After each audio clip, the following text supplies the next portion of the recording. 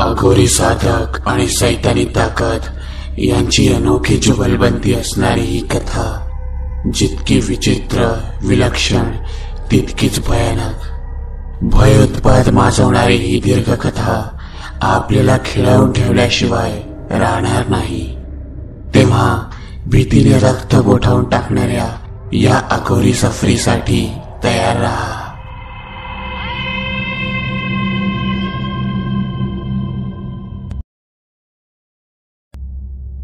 कथेचं नाव आहे अघोरी भाग 8।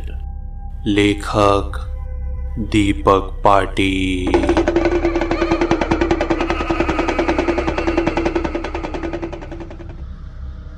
त्या अभद्र पक्ष्यांची चाहूल लागताच अघोरी सावध पवित्र्यात बसला। स्वतःला शक्य तेवढे लपवून तो अरण्याकडे टक लावून पाहत होता। आणि आता वाऱ्याचा वेग वाढेल तसा कावळ्यांचा आवाज स्पष्ट येऊ लागला। डोळे बारीक करून अघोरी जणू त्यांचीच वाट पाहत होता। हळूहळू आकाशात हालचाल जाणवू लागली। अमावस्येच्या रात्रीच्या त्या मिट्ट काळोखात काहीही दिसणे अशक्य असले तरी अघोरीसाठी मात्र ते शक्य होते, कारण त्याच्या जाणीवा तितक्या प्रगल्भ होत्या। आणि पुढच्या 5 मिनिटात अघोरीला ते घुबड नजरेस पडले।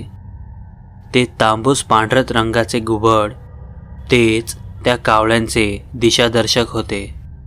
आता ते घुबड थेट पाण्याच्या टाकीच्या रोखाने आल्याचा भास होत होता। मागोमाग 300-400 कावळे काव काव करत येत होते आणि अगदी दुष्टीच्या टप्प्यात आल्यावर त्या घुबडाने अचानक मार्ग बदलला।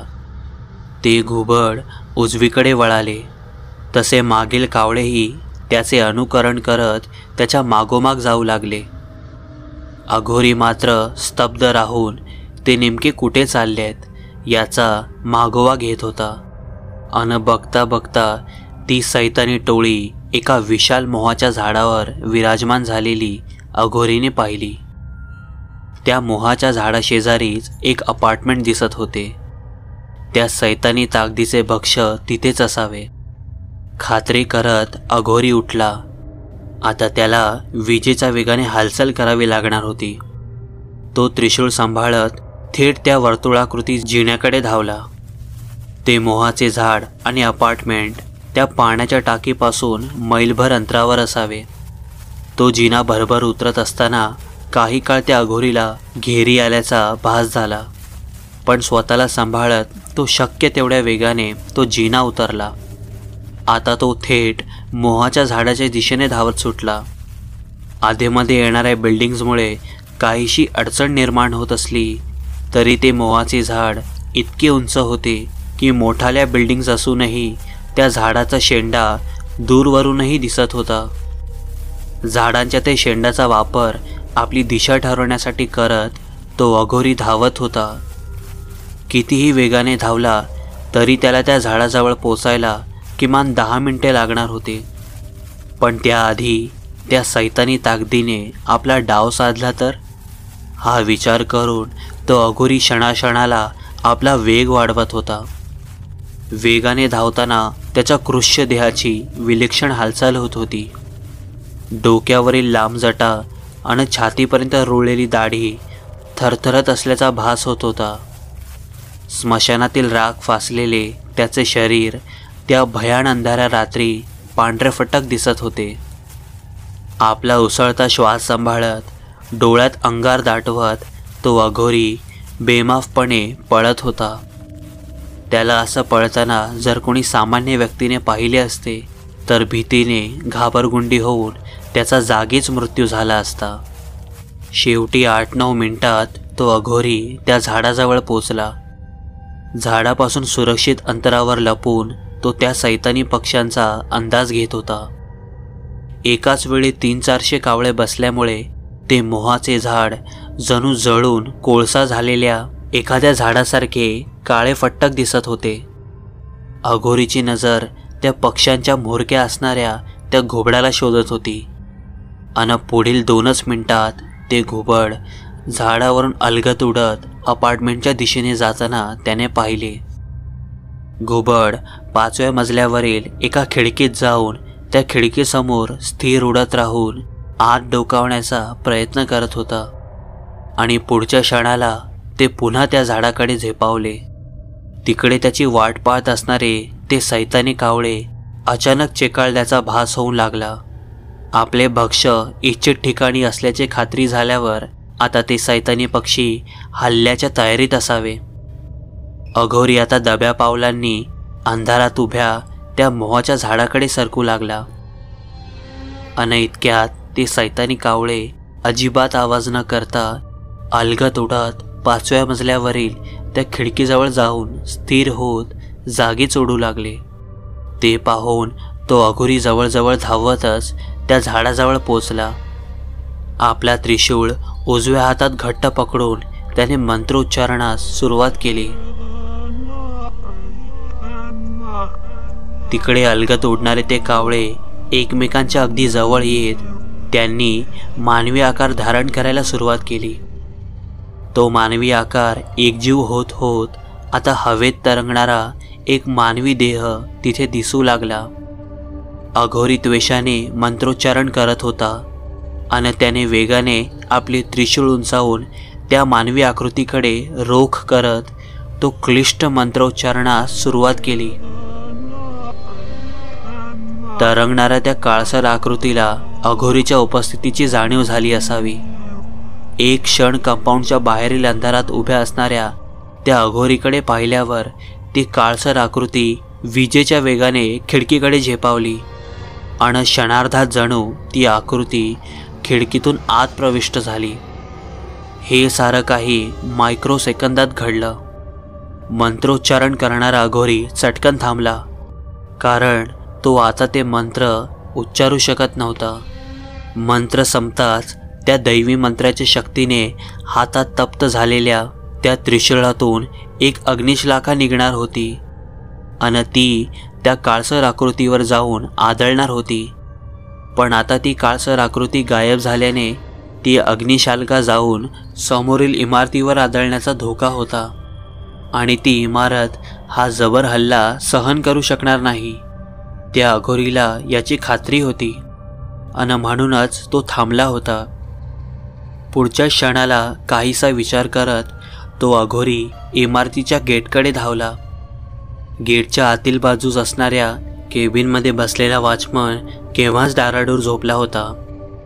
गेट हाताने पकडून गदागदा हलवत अघोरी ओरडू लागला, दार उघड, मला आत जायचंय. दार उघड लवकर, नाहीतर अनर्थ घडेल. त्याच्या या अनपेक्षित ओरडण्याने वॉचमन खडबडून जागा झाला. हातातील काठी सांभाळत तो धावतच बाहेर आला. तो फारच चिडलेला दिसत होता.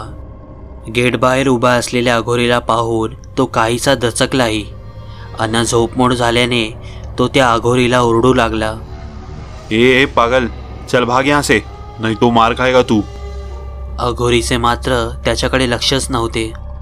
तो एकटक त्या खिडकीकडे पाहत ओरडत होता, अरे मूर्खा, गेट उघड आणि मला आत घे, नाहीतर अनर्थ होईल. लवकर उघड गेट. अघोरीच्या गदागदा हलवल्याने ते गेट जणू लकवा मारल्यासारखे झाले होते. हा प्रकार पाहून तो वॉचमनही काहीसा घाबरून गेला आणि पुन्हा हिम्मत करून तो ओरडला, अबे जाता है कि पुलिस बुलाऊ, चल भाग यहाँ से, पागल कहीं का. खरं तर हे गेट तोडून आत शिरणे ही त्या अघोरीसाठी फार मोठी गोष्ट नव्हती, पण आपली ताकद तो अशा निरर्थक गोष्टींवर खर्च करू इच्छित नव्हता. शिवाय एखाद्या सामान्य माणसासमोर आपले शक्ती प्रदर्शन करणे त्याच्यासाठी वर्ज्य होते. म्हणूनच तो गेट उघडण्यासाठी विनवणी करत होता. आणि इतक्यात 100-200 कावळे 5व्या मजल्यावरील त्या खिडकीतून भराभर बाहेर येत अंधारात गायब होताना अघोरीने पाहिले. हा वेडा नेमकी काय पाहत आहे या उत्सुकतेने त्या वॉचमननेही तिकडे नजर टाकली. खिडकीतून बाहेर येणारे ते शेकडो कावळे पाहून तोही काहीसा घाबरला. त्या सैतानी पक्ष्यांचा खेळ आता संपला होता. त्यांनी आपले ध्येय साध्य केले आहे हे अघोरीला कळून चुकले. रागाने लालबुंद होत अघोरीने आपले पावले मागे वळवली. त्या सैतानी शक्तीने आजही आपला डाव साधला होता. अघोरीने पूर्ण ताकदीनिशी तो मंत्र उच्चारेपर्यंत ती सैतानी ताकद तिथून गायब झाली होती. काहीसा निराश होत मंत्राच्या शक्तीने तप्त झालेले त्रिशूल सांभाळत तो अघोरी आता अरण्याच्या दिशेने निघाला. सकाळ सकाळी फोन आल्याने प्रताप आणि टीम त्या अपार्टमेंटजवळ पोहोचले. प्राथमिक माहितीवरून आजची केस ही मागील 2 केससारखीच असावी अशी शंका प्रतापला आली होती. आणि त्या अपार्टमेंटमध्ये पोहोचताच त्याच्या त्या शंकेचे रूपांतर खात्रीत झाले. मृत पावलेली मुलगी ही 8 वर्षाची किशोरवयीन मुलगी होती. तिच्या नाकातोंडातून, डोळ्यातून तसेच कानांतून रक्त बाहेर आले होते. खोलीत कावळ्यांचे पंख तसेच ते फॉरेन पार्टिकल्स मिळाले. आता मात्र प्रताप चांगलाच वैतागला. मागील 2 केसमध्ये काहीच प्रगती झाली नसताना त्यात या 3ऱ्या केसची भर पडली होती. सोबत आलेले कॉन्स्टेबल त्या घरातील लोकांचा जबाब नोंदवण्यात व्यस्त होते. हॉस्पिटलला आणि फॉरेन्सिक टीमला आधीच फोन केला असल्याने ते केव्हाही येऊन तो मृतदेह ताब्यात घेऊ शकत होते. प्रतापला मात्र तिथे क्षणभरही थांबण्याची इच्छा नव्हती. फ्लॅटमधून बाहेर येत तो जिना उतरून खाली आला. कंपाऊंडमधून बाहेर पडत गेटच्या बाहेरील बाजूस उभा राहून त्याने एक सिगरेट शिलगावली. त्याला पाहून गाडीत बसलेला कॉन्स्टेबल जाधवही गाडीतून उतरून त्याच्या शेजारी उभा राहिला. डोकं बधीर झाल्याने प्रताप काही काळ तिथेच रेंगाळत होता. ते दोघे गेटमधून आत शिरताना त्यांचे शेजारी असणाऱ्या वॉचमॅनच्या केबिनकडे त्यांचे लक्ष गेले.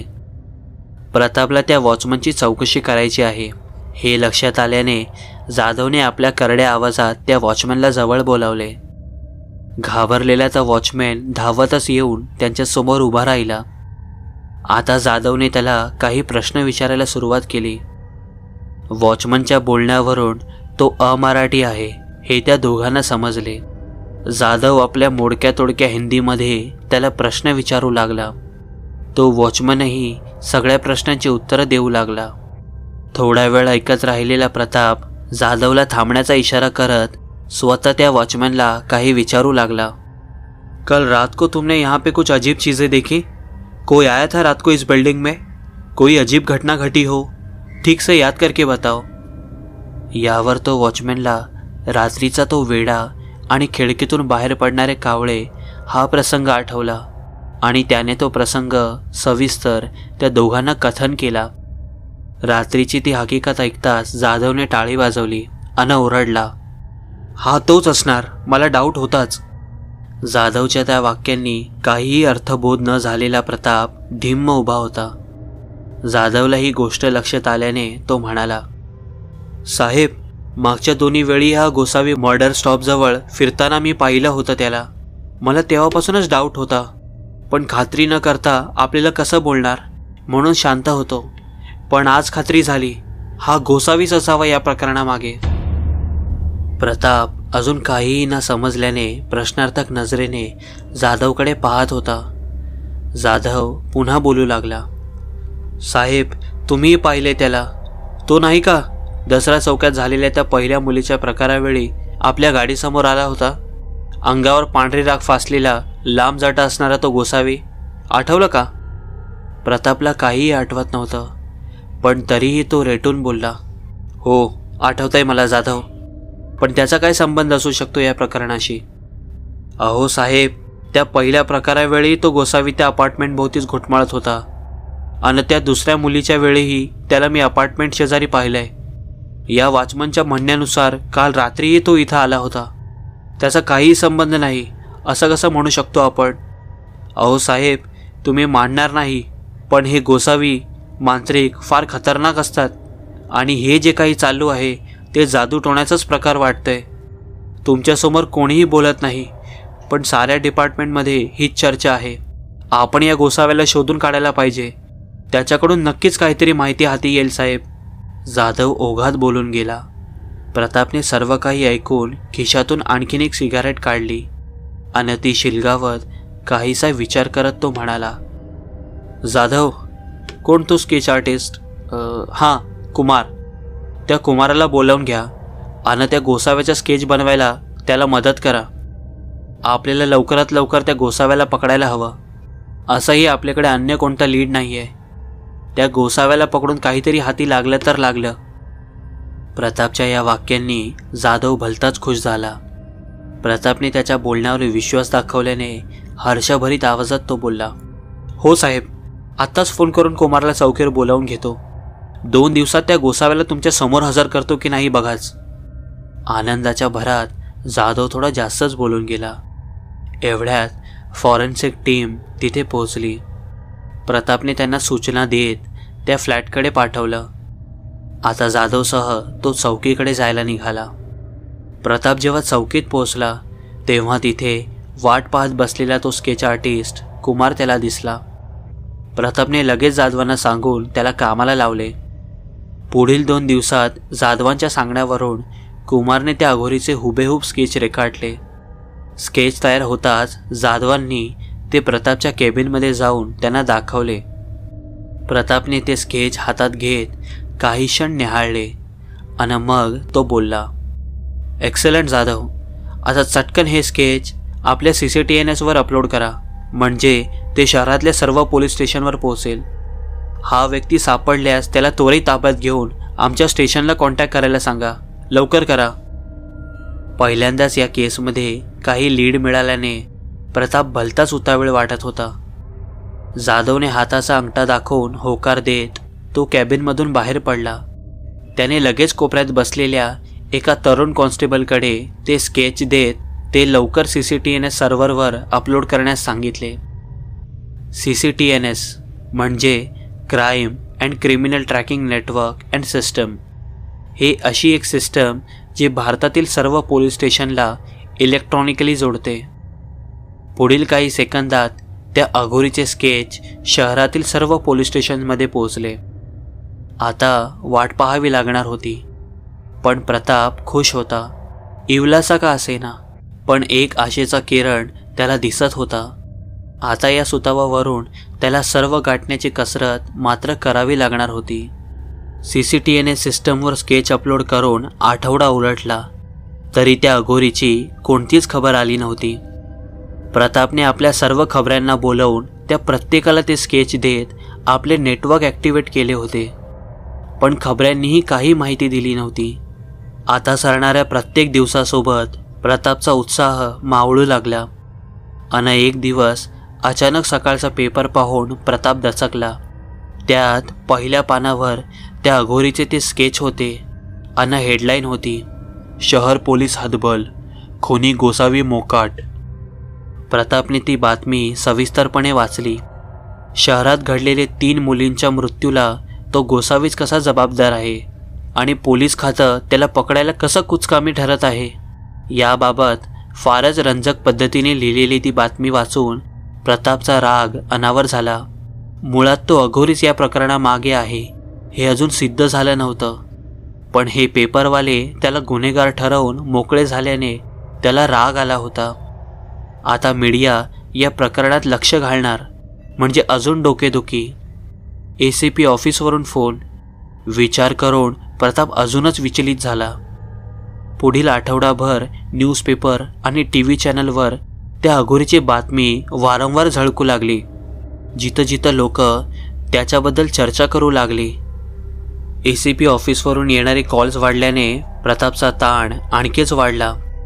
पण त्या अघोरीचा ठाणठिकाणा मात्र लागत नव्हता.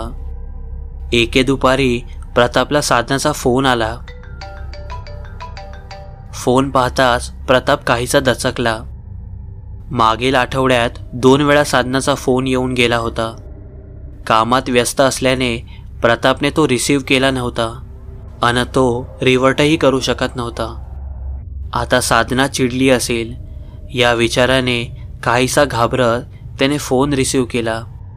सॉरी दीदी, अगं कामात व्यस्त असल्याने तुझा फोन घ्यायला जमलं नाही. नंतर करू म्हटलं पण विसरलो. रागावलीस नाही ना? अपराधी भावनेने प्रताप म्हणाला. ठीक आहे प्रताप, मी बघते न्यूजमध्ये काय चालू आहे ते. तुझ्यावर कामाचा प्रेशर असेल, मी समजू शकते. ऐक ना, एक महत्त्वाचं काम आहे तुझ्याकडे. साधनाने सरळ मुद्द्याला हात घातला. हो बोल ना दीदी, प्रताप म्हणाला. असं नाही सांगता येणार, तू या 1-2 दिवसात घरी ये, मग बोलू. साधना म्हणाली. ठीक आहे, मी येतो. बाकी साक्षी कशी आहे आणि जिजू काय म्हणतायत? प्रतापने विचारलं. सगळे ठीक आहेत, तू नक्की ये, मी वाट बघते. चल ठेवते मी, साक्षीची स्कूल बस यायची वेळ झाली आहे. बाय. साधनाने फोन कट केला.